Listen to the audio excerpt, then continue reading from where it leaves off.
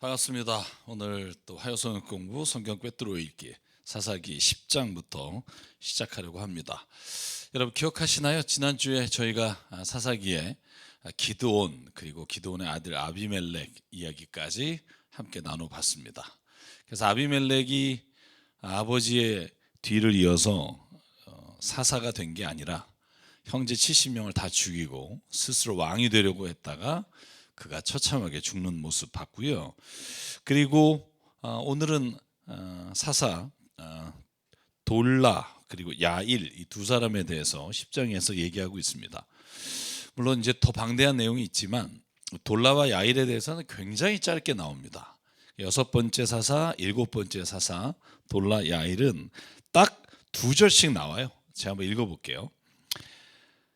아비멜렉 다음으로 이사갈 지파 사람 도도의 손자이며 부하의 아들인 돌라가 일어나 이스라엘을 구원하였는데 그는 에브라임의 산간 지방에 있는 사밀에 살고 있었다. 그는 이스라엘 사사로 23년 동안을 다스렸는데 결국 죽어서 사밀에 묻혔다. 이게 돌라에 대한 이야기의 전부입니다. 그리고 야일에 대해서도 마찬가지예요. 그 뒤에 길앗 사람 야일이 일어나서 22년 동안 이스라엘의 사사로 있었고 그에게는 아들이 30명이 있었는데 그들은 30마리의 나귀를 타고 다녔고 성읍도 길앗 땅에 30개나 가지고 있었다. 여러분 길앗 땅에 성읍 30개를 가지고 있었다면 결코 작은 게 아닙니다. 여러분 기억나시죠? 성읍이 몇 개씩 주로 주어졌죠? 뭐 저희가 다 몇 개인지는 세보진 않았지만 여러분 우리가 레위 지파에게 주어진 성읍이 48개잖아요. 그런 걸 보면 이 30개의 성읍을 그 아들들이 또 그 자녀들이 가지고 있었다 하는 걸 보면 꽤 큰 성읍을 가지고 있었다는 걸 알 수 있고요. 그리고는 야일은 가문에 묻혔다. 끝입니다. 그래서 여러분 우리가 이렇게 생각할 수 있어요. 굉장히 짧게 나오기 때문에 이 두 사람은 별로 중요하지 않구나. 물론 여러분 성경 시험을 보려면 혹은 대학원 신대원 시험을 보려면 이분들은 별로 공부할 필요 없어요. 안 나올 확률이 크니까. 그런데 한번 신앙적으로 보자고요. 우리가 돌라나 야일이란 사람이 무려 23년하고 22년을 통치했어요. 그러면 도합 합치면 45년이란 말이에요. 그럼 이게 굉장히 이스라엘의 역사에 있어서 짧은 기간이냐? 결국 그렇지 않다고요. 그래서 저는 뭘 말하고 싶냐 하면 사사기의 돌라와 야일에 대한 기록이 지극히 짧다는 게 그 사람들의 인생이 큰 의미가 없다는 게 아니라 어찌 보면 그들이 지도자로서 해야 될 가장 중요한 일들을 별 탈 없이 해냈다는 걸 의미하지 않나 하는 거예요. 쉽게 말하면 삼손이나 우리가 아는 인물 중에 왜 성경에 그렇게 길게 나올까? 사실은 그렇게 나오는 이유는 삼손이 행한 일 중에 잘못된 일도 있고 또 뒤에 엄청나게 후회하고 하나님 앞에서 마지막 생명을 걸고 하는 일이 있잖아요. 그러니까 그런 드라마틱한 일은 없지만 이 두 사람이 별 탈 없이 하나님의 일을 해놨다. 저는 이걸 다시 표현하면 평범하게 하나님께서 주신 삶을 영위하면서 그의 일을 잘 해냈다라고 볼 수 있다고 생각합니다. 그러니까 특별히 제가 아까 말했지만 야일 같은 경우에는 자녀가 30명인데 30개의 성읍이 있었지만 별 얘기가 없는 걸 보면 그들이 욕심으로 취했거나 아니면 그것으로 인해 싸움이 일어났거나 그런 일들이 그 가정 안에 일어났지 않았다는 것을 의미하죠. 그래서 제가 아마 여러분 제 성경 꿰뚫어 읽기를 들으시다 보면 이런 얘기를 많이 강조합니다. 평범하게 산다는 게 결코 쉬운 게 아니다. 여러분 우리가 뭔가 특별한 일을 하나님의 일을 하겠다 생각하는 것보다 내게 주어진 그 평범하게 보이는 일들을 잘 해나가는 것, 저는 그게 하나님이 우리에게 주신 인생을 가장 잘 살아가는 방법이다라고 오늘 꼭 말씀을 드리고 싶습니다. 그래서 6번째, 7번째 돌라와 야일은 이렇게 그냥 지나가게 돼요. 그리고 난 다음에 이스라엘 백성은 또 범죄를 해요. 여러분 뭐 지겹지만 들으셔야지 어떻게 하겠어요. 하나님 앞에서 또 범죄하는데 어떤 범죄를 하냐. 오늘은요 6절에 보면 보통 하나님 앞에 죄를 짓는 게 아니라 여기에 나와 있는 신들의 이름만 한번 볼까요? 바알 신, 아스타롯 신, 그리고 시리아의 신, 시돈의 신, 모압의 신, 암몬의 신, 그 블레셋 사람의 신들을 다 섬겼다는 거예요. 그러니까 오가잡탕 그 가나안 땅에 있었던 모든 신들을 다 이스라엘 백성이 섬기는 일이 또 벌어진 거예요. 왜? 살만하니까. 그죠? 어려움이 없어지니까. 사사를 통해서 하나님이 또 회복시켜 주니까. 근데 그 우상을 섬긴 것만으로 끝나는 게 아니라 그 다음에 제가 분홍색으로 마킹했습니다만 주님을 저버려서 더 이상 주님을 섬기지 않은 거예요. 왜 우상을 섬기지 말라고 하냐고요? 그렇게 되면 언제나 우상이 우리의 주인이 되고 여전히 우리가 믿고 있는 하나님 예수 그리스도가 우리의 삶에 있어서 기억나지 않는, 저버리는 그런 믿음이 돼버리기 때문에 그렇습니다. 여러분, 그래서 오늘 본문이 그래요. 이렇게 또 범죄해요. 그랬더니 하나님 뭐라 그래요? 이거 재밌습니다. 제가 이걸 좀 이따가 여러분 혹시 굉장히 불경하다 이렇게 생각하실지 모르지만 제가 이 본문을 보면서 하나님은 뭐라고 말하시냐면 저는요 이런 일이 일어나고 나서 7절에 블레셋과 암몬 사람이 쳐들어와요. 그리고 18년 동안을 억압을 당해요. 여러분, 그러니까 이스라엘 사람들 다음에 뭐 해야죠? 뭐 하죠? 뻔하죠? 회개하죠. 회개해요. 그게 9절이에요. 암몬 자손이 또 유다와 베냐민, 에브라임 지파를 치려고 요단강 건너왔어요. 이스라엘 백성의 고통이 막심해요. 그게 뭐라 그래요? 그때야 비로소 이스라엘 자손이 주님께 부르짖었다. 우리가 우리 하나님을 저버리고 바알 섬기고 주님께 죄를 졌습니다. 여러분, 이렇게 하면 하나님이 구원해 주시는 게 다음 사리클인데 사사를 통해서 구원하시기 전에 이번에 특별히 10장에 보면 하나님이 하시는 말씀이 있어요. 자, 11절 제가 읽을게요. 주님께서 이스라엘 자손에게 말씀하셨다. 내가 너희를 이집트 사람과 아모리 사람과 암몬 사람과 블레셋 사람에게서 구원하지 않았니? 여러분, 이걸 잘 보십시오. 이 구원해 낸 나라의 우상들을 다 섬기는 거예요.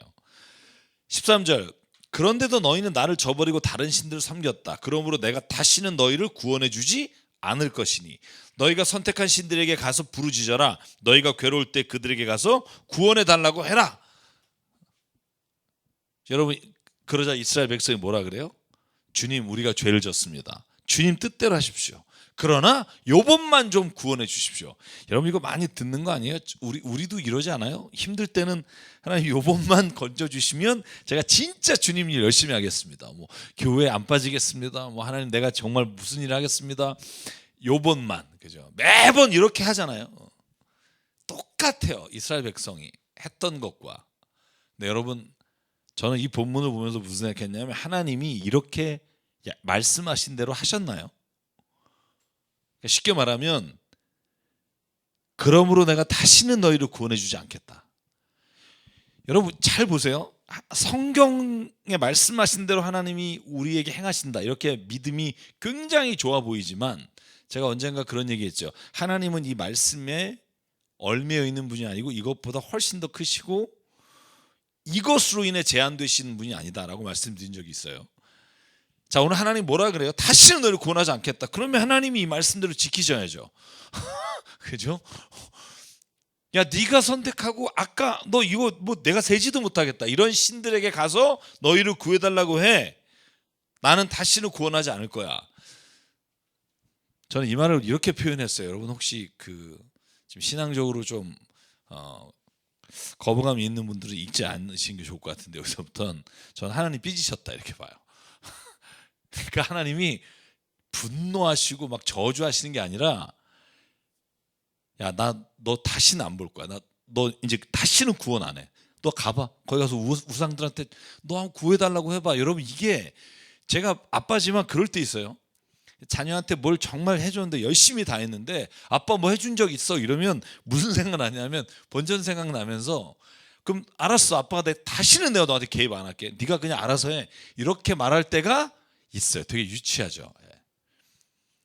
근데 저는요, 하나님이 유치하시고 삐졌다 이렇게 표현해서 제가 하나님을 좀 이렇게 격화시키려고 하는 게 아니라 하나님이 자기의 마음을 우리에게 드러내시는 게 은혜라는 거예요.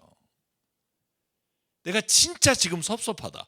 내가 너희 하는 일을 보고 지금 내가 마음이 심히 괴롭다. 내가 너희들 이런 걸 보니까 내가 죽을 것 같다. 여러분, 이게 예수께서 하신 말씀이란 말이에요. 하나님 우리에게 이렇게 말씀하시는 건 우리를 살리기 위해서예요. 포기하시지 않으시고 우리를 다시 구원하시기 위해서 하나님의 마음을 우리에게 전해주시는 방법으로 뭐라고 말씀하시냐면, 내가 다시는 널 구원하지 않을 거야. 너 한번 네 우상에게 가서 구해달라고 해봐. 이렇게 말씀하시는 그 하나님의 마음은 첫째가 뭐냐면 내 마음을 알아달라는 거예요. 내가 얼마나 괴로운지. 너희들이 지금 한두 번이 아니라 수백 번을 이렇게 이번만 구원해 주시면 하나님을 따라가겠다고 하고 범죄한 일이 얼마나 많은지 첫 번째 보라는 거예요. 두 번째는 하나님은 또 속을 걸 아시면서도 믿어주시고 구원해 주신다는 거예요. 저는 이게 은혜라는 말로 성경이 표현하고 있습니다. 여러분, 우리가 모든 것이 은혜라고 말하면서 우리가 실제로 이렇게 사나요? 다른 사람 조금 부족하고 뭔가 좀 하나님의 눈에, 하나님의 말씀에 비춰서 뭔가 조금 범죄를 정하거나 잘못하는 사람이 있으면 얼마나 우리가 정죄하고 더럽다고 말해요. 사실 우리도 똑같으면서, 그죠? 어차피 은혜로 받은 거잖아요. 여러분, 우리가 뭔가 노력해서 얻은 게 아니란 말이죠. 제가 이거 뒤에 한 번 더 설명할 것 같은데, 내가 은혜라고 말은 해요. 그리스도인들이 매일 하나님의 은혜죠, 하나님이 다 하셨습니다, 그러면서 마치 다른 누군가를 대할 때 보면 자기는 깨끗하고 다른 사람은 더러워서 그래서 하나님이 그 사람을 구원하지 않는 것처럼 우리가 말할 때가 얼마나 많은지 모릅니다. 저는 그래서 오늘 이 본문을 보면서 은혜를 받아요. 내가 너를 다시는 구원하지 않을 거다. 그런데 또 오늘 보면 8번째 사사 입다를 하나님께서 또 세우시는 모습이 나와요. 우리 사랑하는 성경 꿰뚫어 읽기를 함께 하시는 모든 분들에게 저는 이 하나님의 마음을 알려주시는 것을 감사하는 은혜가 있기를 원합니다. 그래야만 우리가 내가 노력한 대가로 인해 구원받는 게 아니라 진짜 은혜가 아니면 나는 도저히 구원받을 수 없는 존재구나라는 걸 하나님 앞에 고백할 수 있다는 거예요. 여러분, 그래서 오늘 본문의 10장에 세 번째로 제가 잡은 주제가 뭐냐면 하나님의 한없는 용서예요. 이방신들을 제거하고 주님을 섬기고 주님께서 이스라엘 겪는 고통을 보고 계셨어요. 근데 뭐라고 돼 있어요? 여기에 이스라엘이 겪는 고통을 보고만 계실 수 없으셨다 이거죠. 여러분, 제가 아무리 딸에게 야, 나 너한테 개입 안 할 거야 아무 이렇게 얘기해도요, 만약에 딸이 힘든 상황에 있다 어떻게 보고 있어요? 아버지가. 하나님의 마음이 똑같다는 거예요. 그렇게 말했지만 이방신들을 제거하고 주님을 섬기고 이러고 막 이렇게 하나님한테 애쓰는데 돌아온 건 아니고 나중에 오면 또 범죄하니까. 그런데 주님께서는 그 고통을 보고만 계실 수가 없다. 그러니까 하나님이 우리를 고통에서 건져내시는 건 때로는 우리가 너무나 힘들지만 하나님 두시는 이유는 미워해서가 아니라 그 자식을 사랑해서고, 그리고 도저히 그 고통 가운데서 하나님 우리를 보고 계실 수만 없는 이유는 우리를 사랑하시기 때문입니다. 여러분, 그래서 17절에 보면 암몬 자손이 집결해서 길르앗에 진을 쳐요. 이스라엘 자손이 미스바에 모였어요. 그때 백성과 길르앗 지도자들이 이렇게 말해요. 누가 먼저 나가서 암몬 자손과 싸우겠느냐? 그 사람이 길르앗에 사는 모든 사람의 통치자가 될 것이다. 그래서 제가 여기에 썼죠. 마태복음 18장에 예수께서 베드로에게 70번씩 7번이라도 용서해라, 이 말을 왜 하셨을까? 하나님이 그렇게 용서하고 계시다는 말을 우리에게 알려주시고, 우리도 얼마만큼 용서하느냐가 아니라 하나님의 그 마음으로 용서하느냐를 우리에게 알려주시기 위해 하신 말씀이라는 거죠. 자, 이렇게 돼서 등장하는 인물이 누구냐면 입다예요. 입다, 벗다, 그죠? 우리 8번째 사사 이름을 좀 쉽게 외우실 수 있는데, 왜 제가 이런 표현하냐면 입다는 창녀의 아들이에요. 그러니까 버림받은 자식이에요. 호적에서 이름도 팠고요. 한번 우리가 볼까요? 자, 11장으로 그래서 넘어가 보면 이렇게 1절이 돼 있어요. 길르앗 사람 입다는 굉장한 용사였다. 그는 길르앗이 창녀에게서 낳은 아들이었다. 길앗의 본초도 여러 아들이 있었는데 그들이 자라서 입다를 쫓아내며 그에게 말하였다. 너는 우리의 어머니가 아닌 다른 여인의 아들이므로 우리 아버지의 유산을 이어받을 수 없다. 그래서 입다는 자기의 이복 형제들을 피하여 도망가서 도비라고 하는 땅에 살았는데 건달패들이 입다에게 모여들어 그를 따라다녔다. 얼마 뒤에 암몬 자손이 이스라엘을 쳐들어왔다. 그에게 말하였다. 이건 제가 좀 생각하고 가는 건데 이스라엘 백성이 입다를 찾아가는 거예요. 버려놓고. 왜? 입다에게는 따르던 사람들이 있어요. 물론 그들이 건달패라고 써 있지만 이스라엘 백성들이 누구도 지도자로 나설 수 없을 때 전쟁에 암몬이 쳐들어오니까 입다를 찾아가서 도와달라고 말하는 거예요. 이스라엘의 지도자들이. 여러분 이 장면을 잘 기억해 두십시오. 입다가 뭐라고 대답을 하죠? 저는 이 장면이 하나님이 하신 장면과 오버랩되는데 7절에 보면 이렇게 돼 있어요. 입다는 길앗의 장로들에게 말하였다. 당신들이 나를 미워하여 우리 아버지 집에서 나를 쫓아낼 때는 언제고 어려움 당하니까 나에게 올 때는 또 언제요? 안 가겠다 이런 거죠. 예. 입다도 삐진 거죠. 제가 볼 때 결국 가서 싸워 승리하잖아요. 근데 내가 나한테 왜 옵니까? 여러분 그러니까 이스라엘의 장로들, 길앗의 장로들이 뭐라 그래요? 바로 그렇기 때문에 우리가 당신을 찾아온 겁니다. 우리가 함께 가서 암몬 자손과 싸운다면 당신은 모든 길앗 사람의 통치자가 될 것이요. 그러니까 입다가 말하죠. 당신이 나를 데려가서 암몬 자손과 싸울 때 주님께서 그들 나에게 넘겨주신다면 과연 당신들이 나를 통치자도 받아들이겠어? 여러분 왜 이런 확인을 할까요? 버림받은 사람이니까. 호적에서 이름을 팠었으니까. 당신이 또 내가 암몬으로부터 구원했을 때 모른 척하면 내가 무슨 수로 이걸 혼자 증명해낼 수 있겠어. 그랬더니 증인을 쓰겠다 그러는 거죠. 자 10절 그러자 길앗 장로들이 입다에게 다짐했습니다. 주님께서 우리 사이의 증인이십니다. 당신이 말한 그대로 우리가 할 것입니다. 자 요까지가 입다와 길앗 장로들의 대화예요. 자 그럼 제가 이 제목은 뭐라고 그랬죠? 하나님이 왜 입다를 사용하셨는가? 왜 사용하셨죠? 우리 목사님 왜? 창녀의 자식이고 여기에 보면 건달패들하고 놀아다니는데 11절에 뭐라고 돼 있어요? 입다가 같이 읽어볼까요? 입다가 길앗의 장로들을 따라가니 백성이 그를 자기들의 통치자와 지휘관으로 삼았다. 입다는 그가 나눈 모든 말을 미스바에서 주님께 말씀드렸다. 그러니까 입다는 사람의 눈에 보면 잘못된 통로를 통해서 태어나내고 건달패들이라고 돌아다니고 그렇게 눈에 보이지만 사실은 이 전쟁의 한가운데서 하나님 앞에 모든 걸 말씀드리고 살아간 게 입다라는 걸 알 수 있어요. 그러니까 이 한 구절을 보고 우리가 생각할 수 있는 건 이스라엘 백성이 아까 바알신과 모든 잡신들을 따르고 다닐 때 오히려 입다는 하나님 앞에서 모든 말을 주님께 말씀드렸다예요. 여기 이 단어에 주목해야 됩니다. 입다는 그가 이 전쟁에서 이기게 해달라고 하나님께 말씀한 게 아니에요. 그는 나눈 모든 말을 미스바에서 주님께 말씀드려요.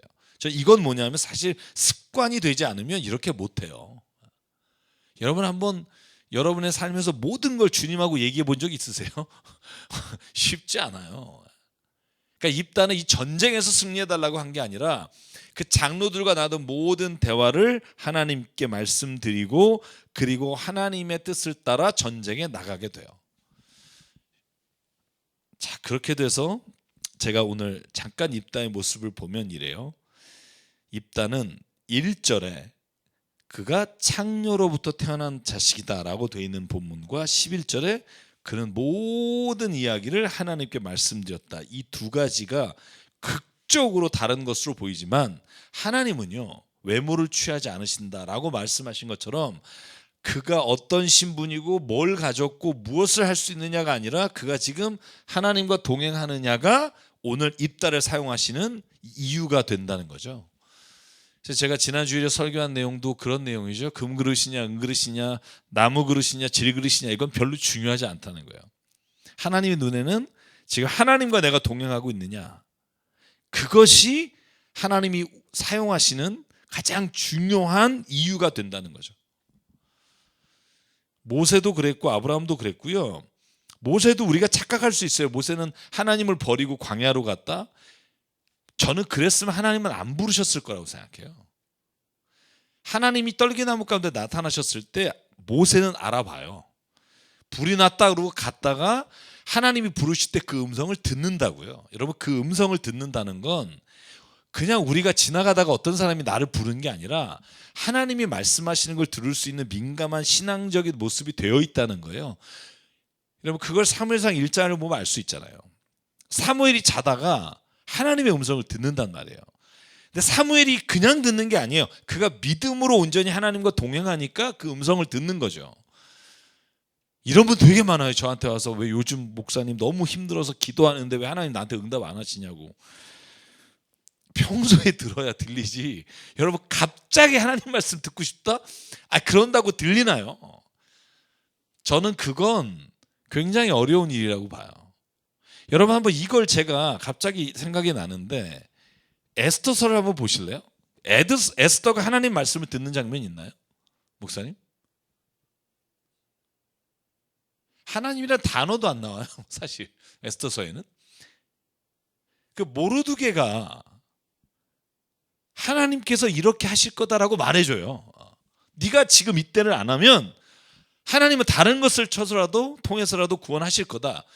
여러분, 하나님 말씀에 민감하고 동행하는 사람이 듣지, 어느 날 갑자기 어려울 때 하나님 말씀 들려달라 그러면 들을 수가 없어요. 왜? 하나님의 말씀인 성경을 읽지 않았는데 어떻게 하나님의 말씀을 알 수 있겠어요? 여러분, 그건 마치요, 우리가 어떤 분은 굉장히 위대한 분이고 그분의 말씀을 따라가야 되겠다라는데 그분의 말씀을 모르는데 어떻게 따라가냐고요.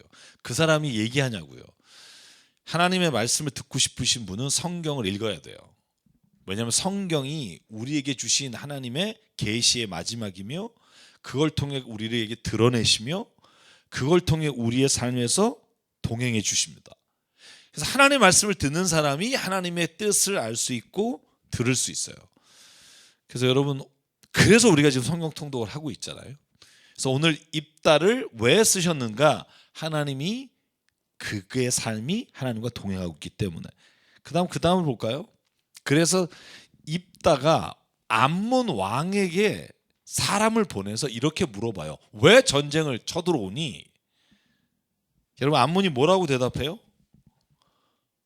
야, 우리 땅 내놔! 이렇게 대답해요. 제가 22절까지 좀 상황을 설명할게요.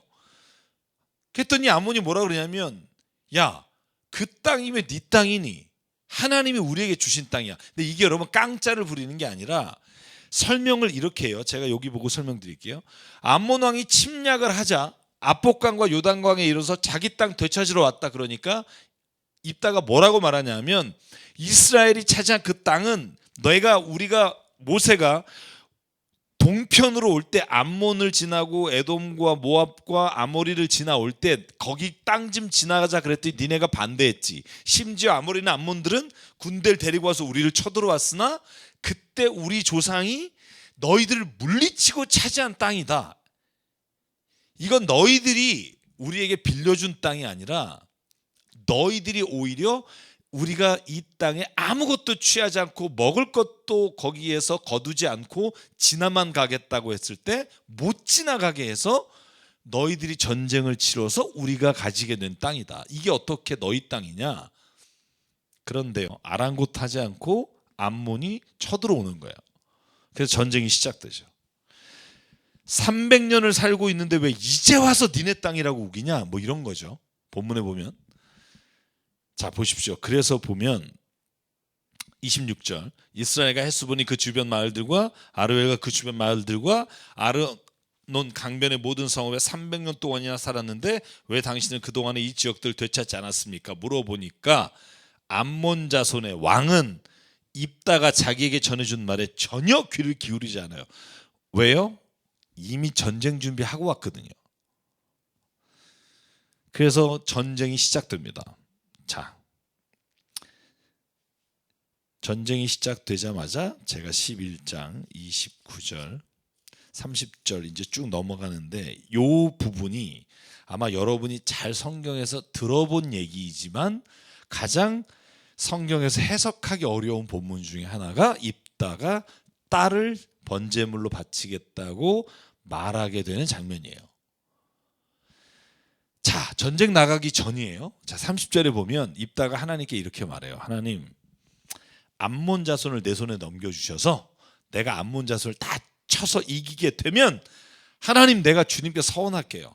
우리 집 문 앞에 나와서 제일 먼저 나를 맞으러 나오는 사람을 주님께 될 겁니다. 그리고 덧붙여요. 내가 번제물로 그를 드리겠습니다. 뭐 누가 시키지도 않았는데 지가 한 짓이에요. 이렇게 서원을 해요. 여러분, 우리도 서원하잖아요. 요번에 하나님, 요번에 나에게 이걸 주시면 진짜 제가 이렇게 하겠습니다 하잖아요. 그죠? 근데 오바 데스네. 저는 약간 그랬어요. 오바. 내가 번제물로 그를 드리겠습니다. 여러분, 그랬더니 그 다음에 31절부터 쭉 나오는 게 뭐냐면 입다가 자손 암몬 자손하고 전쟁을 시작해요. 그들과 싸워요. 입다의 손에 하나님이 암몬을 넘겨주세요. 제가 전쟁 잠깐만 보여드릴게요.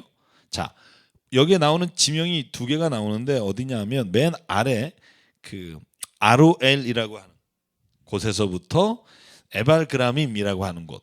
그러니까 쉽게 보면 이 밑에 아모리로부터 시작된 이 전투에서 이 남쪽부터 승리를 해서 올라왔다는 걸 알 수 있고, 그러면 이 입다가 어디에 있었느냐? 입다는 여기 미스바에서 또 최종적으로 승리하는 장면이 나와요. 자, 그럼 봅시다. 그러면 이렇게 제가 지금 말씀드린 지명을 생각하면서 이게 요단강 동편이에요. 암몬 그쪽 지역에서 전쟁이 일어났기 때문에. 자, 그러면 아로엘에서 아까 나왔죠. 맨 아래쪽에서 민닛까지 20성읍을 쳐부수고 아벨그라임, 아까 보셨죠? 아벨그라임에서 물질렀어요. 그래서 암몬 자손 이스라엘 자손 앞에 항복했어요. 그래서 미스바에 있는 자기 집으로 돌아가요. 소구를 치고 춤추며 그를 맞으러 나온 사람을 봤는데 앞불사, 그의 딸이 제일 먼저 나와요. 근데 더 앞불사, 우리 집이에요. 무남동녀예요. 딱 딸 하나 있는 거. 여러분, 그러니까 입다가 뭐라 그래요? 35죠. 아이고 이 자식아. 여러분, 죄송해요. 이런 노래 있죠. 네가 왜 거기서 나와. 딱 그 장면이에요. 네가 왜 거기서 나와. 이런 거예요. 여기 보면 네가 이 아버지의 가슴을 후벼 파는구나. 나를 이렇게 괴롭히는 것이 하필이면 왜 너란 말이냐. 주님께 서원한 것이어서 돌이킬 수 없으니 어찌한다는 말이냐. 여러분, 이 장면을 그냥 제가 좀 약간 좀 우스운 얘기를 했지만 입다에게는 천청병력 같은 일이죠. 하나님께 서원했잖아요. 안 지킬 수는 없고. 그런데 딸이 나와서 자기의 마음이 너무 괴로워서 후벼 판다고 표현을 해요. 이 이야기의 결론이 어떻게 되죠? 한번 더 볼까요? 36절. 내 딸이 아버지께 말해요. 저는 이 딸의 믿음이 대단한 것 같아요. 이 말은 뭐예요? 아버지가 헤지테이트 하는 거예요. 그러니까 막 주저하고 망설이는 모습을 봤겠죠. 네가 왜 거기 있니? 그랬더니 딸이 뭐래요? 자, 36절. 아버지께서 입으로 주님께 서원하셨으니, 그러니까 뭘 할 수 있어요? 입다가 혼자 한 게 아니에요. 혼자 하나님 앞에 입으로 한 게 아니라 모든 사람이 알게끔 한 거예요. 서원하신 말씀대로 저에게 하십시오. 이미 주님께서는 아버지의 원수인 암몬 자손에게 복수해 주셨습니다. 딸은 또 아버지께 말합니다. 그런데 한 가지만 저에게 허락해 주시기 바랍니다. 2달만 저에게 말미를 주십시오. 처녀로 죽는 이 몸 친구들과 함께 산으로 가서 실컷 울도록 해주시기를 바랍니다. 38절.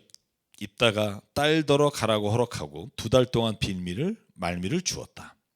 딸은 친구들과 더불어 산으로 올라가서 처녀로 죽는 것을 슬퍼하며 실컷 울었다. 2달 만에 딸이 아버지에게 돌아오자 아버지는 주님께 서원한 것을 지켰고 그 딸은 남자를 알지 못하는 처녀의 몸으로 죽었다. 이스라엘에서 한 습관이 생겼다. 이스라엘 여자들이 해마다 산으로 들어가서 길앗 사람 입다의 딸로 애도하여 나흘 동안 슬피 우는 것이다. 자, 여러분, 이걸 어떻게 이해하면 좋을까요? 어떻게 하면 좋을까요? 우리 목사님, 이걸 뭐라고 말을 해요? 많이 질문하면 좀 막막하지 않아요? 그죠? 왜냐하면 고대 근동에서 이 불제단에 자식을 바치는 건 금오스 앞에서도 바쳤고 굉장히 많은 일이 있어요. 많이 바치는 일이 있어요. 근데 하나님이, 제가 성경 보여드릴까요? 레위기서 18장 2절을 보면 하나님은 너는 내 자식들을 몰렉에게 희생제물로 바치면 안 돼. 이 희생제물로 바치면 안 된다가 불제단에 올려서 제물로 삼으면 안 된단 말이에요. 그렇게 하는 것은 내 하나님의 이름을 더럽게 하는 일이다라고 레위기에서부터 민수기까지 계속 말씀이 나온단 말이에요. 이게 예레미야에도 나오고 아마 열왕기 상하에도 나올 거예요. 몰렉에게 바치지 마라. 자, 그런데 이렇게 하나님이 금하신 일을 하나님이 하셨겠냐 하는 거예요. 그죠? 어떻게 생각해요? 이거 사실 주일학교 전사님이 이 설교하시면서 저한테 이걸 어떻게 해야 되길지 모르겠다고 막 이런 적이 있어요.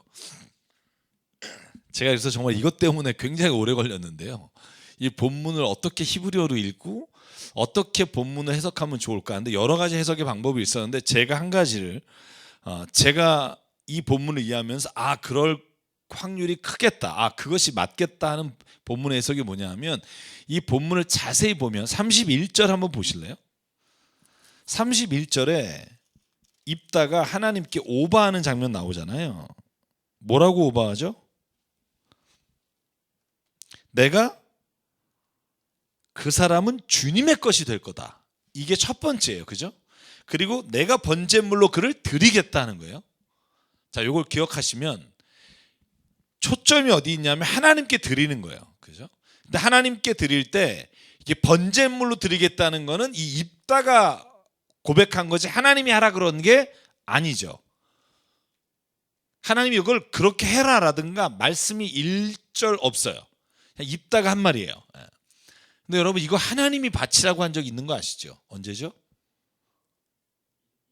그죠? 창세기 22장 2절 보면 하나님이 뭐라 그러냐면 이삭을 번제물로 바쳐라 이렇게 되어 있어요. 제가 히브리어를 찾아보니까 똑같은 올라예요. 하올라. 그러니까 번제물로 바쳐라 라고 되어 있어요. 그런데 아브라함이 이삭을 번제물로 바쳤나요? 아니죠. 하나님이 바치라고 결국은 이삭을 대신해서 수장을 준비하시고 수장으로 번제물을 드렸으나 하나님께서는 이삭을 바친 것으로 보셨죠. 그렇죠. 이해가 되시나요? 네. 예를 들면 우리가 오늘 십자가에 죽어야 돼요. 그러니까 십자가에 죽는다는 표현보다 우리는 죄로 말미암아 마땅히 죽어야 돼요. 그런데 우리를 대신해서 예수께서 번제가 되셔서 화목제가 되셔서 우리의 죄를 구원해 주셨어요. 그죠? 자, 제가 일단 우선 잡아야 될 게 하나 있어요. 그게 뭐냐면 39절에 우리 세 번역의 번역이 틀렸다는 거예요. 틀렸다는 표현보다는 의역이라는 거죠. 39절 한번 보실래요? 자, 한번 같이 읽을게요. 시작. 2달 만에 딸이 아버지에게로 돌아오자 아버지는 주님께 서원한 것을 지켰고 그 딸은 남자를 알지 못하는 처녀의 몸으로 죽었다. 이렇게 되어 있어요. 여러분, 그런데 개정개혁 성경에는 죽었다란 단어가 없어요. 모든 번역본에는 딸이 남자를 알지 못했다라고 돼 있지 죽다라는 단어가 아예 없어요. 그래서 새 번역은 이제 알지 못하고 죽었다에 초점을 두고 있는데 그게 틀렸다라고 말할 수 없는 건 지금 제가 설명을 할 것 때문에 그래요. 어쨌든 죽는다는 단어는 거기 있지 않아요. 그러니까 한번 자세히 한번 읽어볼래요? 이게 죽었다는 것과 연결이 되지 않아도 번역이 얼마든지 가능하다는 거죠. 제가 한번 읽어볼게요. 자, 38절 마지막으로부터 처녀로 죽는 것을 슬퍼하며 실컷 울었다. 2달 만에 딸이 아버지에게 돌아오자 아버지는 주님께 서원한 것을 지켰고 그 딸은 남자를 알지 못하였다. 끝. 자, 그러면 두 가지예요. 하나는 남자를 알지 못한 채로 평생을 살았다는 것이고 새 번역은 알지 못한 채로 죽게 될 거라는 것을 암시하고 있다는 거죠. 쉽게 말하면 하나님께 번제로 드렸다는 말은 이 성경 어디에도 없어요. 그래서 저뿐만 아니라 제가 구약에 관해서 히브리어를 도움을 받는 우리 김진산 교수님과 또 몇 분의 책을 같이 종합한 결과 이건 죽는다는 게 초점이 있는 게 아니라 입다가 처음에 말한 거 하나님께 드리겠습니다. 바치겠습니다. 마치 나시린처럼 사무엘을 낳아서 하나님의 성전에 바쳐서 평생 그가 하나님의 일을 하고 사는 것처럼 무남 동료였던 입다의 딸이 하나님께 바쳐져서 남자를 알지 못하고 결혼하지 않은 채로 평생을 살다 죽었고, 그것으로 인해 2달 동안 친구들과 함께 앞으로 내가 평생 하나님께 바쳐질 몸으로 살아가야 하는 것으로 인해 슬퍼하며 울었지 죽는 것으로 인해 울지 않았다고 하는 걸 알 수 있다는 거죠. 그래서 이 본문을 어떻게 하는 게 좋을까? 제가 그 구약학자분들과 나눠서 제가 내린 결론은, 이 본문은 결론적으로 번제단에 드리겠다고 입다가 서원했지만, 제가 여기에 썼죠. 입다의 딸은 마치 나시린처럼 하나님께 드려져서 결혼하지 않고 처녀로 살았던 것으로 해석하는 게 가능하고, 그렇게 본문을 이해하는 게 훨씬 더 그냥 우리의 전제가 없이 읽으면 그 흐름이 맞다고 봐요. 그래서 여러분 걱정하지 마십시오. 번제를 드렸다는 말씀이 없어요. 그래서 성경은 때로는 우리가 원어적인 도움을 받아야 될 필요가 있다는 거죠. 오늘 이 본문만이 아니라 번역이 의역하면서 결론적으로 열어놓지 않은 엔딩 때문에 우리가 해석이 굉장히 어려운 부분들이 있습니다. 그래서 이 부분은 저는 이렇게 이해합니다. 31절 입다가 말해요. 하나님, 내가 얌몬에서 승리하게 해주시면 내 자녀를, 그렇게 말하지 않았죠. 사실은 나를 처음으로 승리할 때 맞아주는 사람을 하나님께 드리겠습니다.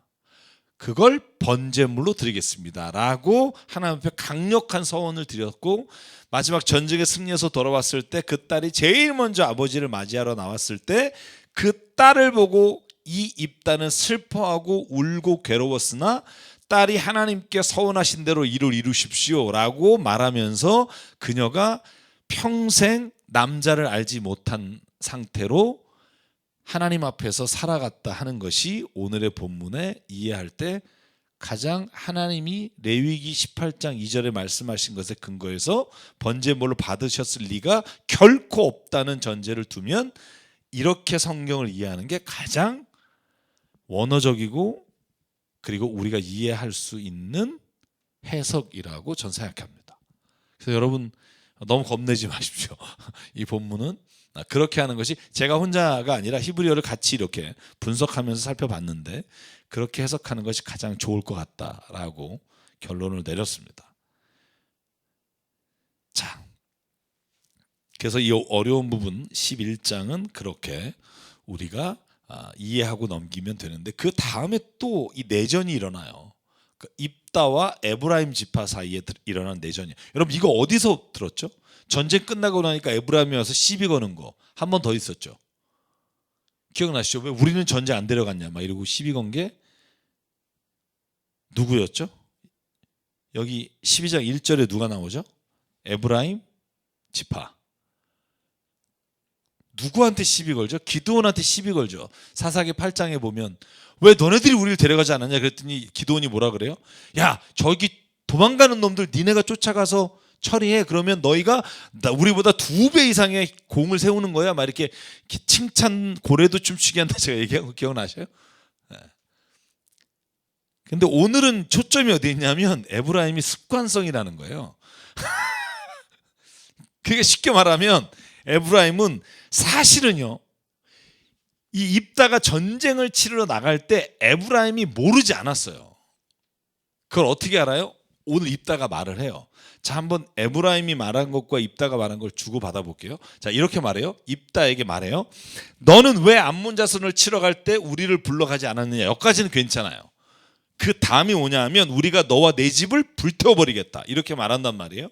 이건 전쟁에 데리고 나가지 않은 것에 대한 이야기가 아니라 근본적으로 에브라임 지파가 요단 동편에 있었을 여러분 이 입다가 어느 지파 사람이죠? 길르앗 사람이니까 갓지파겠죠. 길르앗이 오른쪽이잖아요. 여러분 보면 르우벤이 오른쪽 동편 밑에 르우벤 갓 므낫세 있잖아요. 반지파.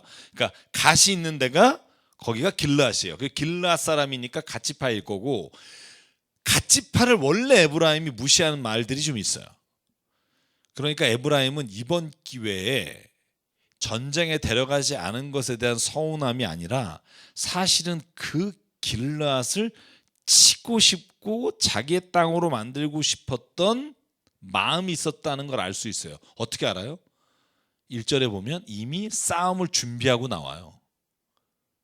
그러니까 예를 들어서 물어보고 이해하려고 하는 게 아니라 싸움 준비를 하고 불태워버리겠다 이렇게 말을 할 때 입다가 이렇게 말해요. 2절. 자, 나와 내 백성이 암몬 자손과 힘겹게 싸울 때 내가 너희를 불렀으나 라고 돼 있어요. 에브라임에게 요청을 했어요. 그런데 너희는 나를 그들의 손에서 구원해 주지 않고 승리하니까 와서 전리품 달라는 거예요. 너희가 구하러 오지 않는 것을 보고 내가 목숨 걸고 암몬과 쳐들어가서 주님이 나의 손에 맡겼는데 어찌하여 네가 나와 싸우겠다고 하느냐. 이렇게 입다의 대답을 보면 에브라임은 사사기 8장에 기드온이 전쟁에서 승리한 다음에 그들에게 쳐들어가서 전리품을 다 취하잖아요. 여러분 그 장면이 나와요. 그러니까 여기도 에브라임이 전리품을 취할 욕심이나 혹은 길르앗 가치파에 대해서 가지고 있었던 욕심을 드러내고 있는 거죠. 여러분 그래서 몇 명이 죽어요? 42,000명이 죽어요. 에브라임 지파 사람이. 왜냐하면 입다가 가치파 길르앗 사람들 데려가서 전쟁에서 패한단 말이죠. 이건 아마 전체적으로 봤을 때 에브라임이 가지고 있던 욕심의 결과가 아닐까라는 생각을 해요. 여기서 또 재밌는 일이 있죠. 목사님 뭐죠? 입다가 이 에브라임 사람 요단강 건너가는 거 걸러내는 방법 잘 기억이 안 나면 다음에 5절 볼까요? 자, 길앗 사람 에브라임 사람을 앞질러서 요단강 나루를 차지했어요. 그래서 도망가는 놈들을 다 하나씩 걸르는 거야. 그럴 때 뭘 물어봐요? 쉿볼라를 물어봐요. 쉿볼라. 그죠? 그래서 제가 영어 발음으로 써놨어요. 이게 여러분 이제 한국말로 하면 여기 쉿볼렛이라고 해놨는데 개정 기억이 쉿볼라인데 저는 쉿볼라가 오히려 맞다고 봐요. 쉿볼레 뭐 이런 이 정도죠. 쉿볼레, 쉿볼레, 쉿볼레. 그래서 sh 사운드를 못 해요. 에브라임 지역의 사람들은. 그래서 쉿볼레라고 발음을 해야 되는데 쉿볼레. 여러분 이게 잘 이해가 안 가면 경상도 사람이 이제 요단강을 건너는데 물어보는 거예요. 따라해봐. 쌀. 그럴 때 살. 이러면 죽는 거예요. 이해가 가시나요? 이 쌀 해봐. 이건데 왜 못해? 살. 이러면 이제 죽었다는 거예요. 요단강가에서. 그래서 42,000명이에요. 42,000명이 죽었어요. 그래서 이것도 여러분 입다에 관한 거 우리가 딱 두 가지 알잖아요. 딸이 죽었다는 거하고 쉿볼레라는 단어. 그래서 이 내전이 일어나서 안타깝게도 42,000명이 죽었어요. 뭐 때문에? 욕심 때문에. 그래서 여러분 이 암몬과의 전쟁에서 사실은 이스라엘이 승리했으나 내전으로 인해 42,000명이 죽는 장면이 오늘 이 비극적인 사건으로 남게 되죠. 그리고 오늘 7절에 이렇게 돼 있죠. 입다는 6해 동안 6년을 다스린 거예요. 자, 제가 한번 여러분에게 질문할게요. 둘라하고 야일이 몇 절 나왔죠? 2절. 그리고 2절인데다가 조금 죽는 얘기 나와 3절. 그죠? 2절 3절인데 몇 년 다스렸죠? 둘라가 23년. 그죠? 야일이 22년. 얘 몇 년 죄송해요. 얘가 아니라 입다 몇 년이죠? 6년 다스렸어요. 그런데 이렇게 얘기가 길어요. 왜? 문제가 있으니까.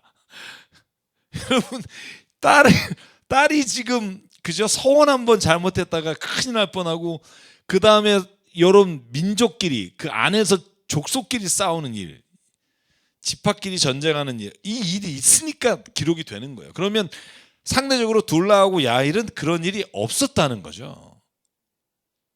그러니까 여러분 성경에 이름이 장황하게 나온 사람이 하나님 보시기에 굉장히 의미 있는 사람이 아니라 진짜 이름이 나오지 않지만 오히려 하나님의 뜻 가운데 평범하게 주의 일을 잘 감당한 사람이 저는 역사의 주인공 하나님에게는 중요한 사람이 될 수 있다는 걸 잊지 마십시오. 그래서 저는 그리스도인이 유명하게 되는 건 별로 중요하다고 생각하지 않아요. 오히려 내가 가지고 있는 내 삶에 하나님이 허락하신 것들에게 최선을 다하고 사는 사람, 이게 하나님이 진짜 기뻐하는 사람이라는 거죠.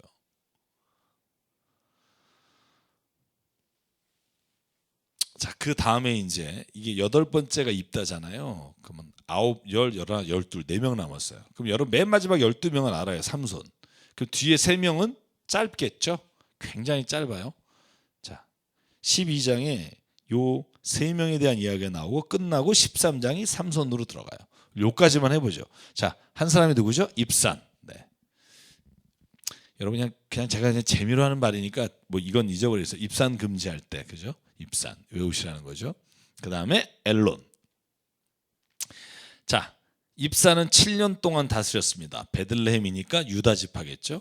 그 다음에 스불론 사람 엘론은 10년 동안 사사로 있었다. 끝이에요. 며느리가 몇 명이고 딸이 몇 명, 뭐 아들이 몇 명이고 이런 게 나오지만 야알론에 묻혔다. 끝났어요. 자, 압돈 에브라임 지파겠죠. 왜냐하면 비라돈 사람 힐렐의 아들 비라돈이 에브라임 속해 있는 지명이고요.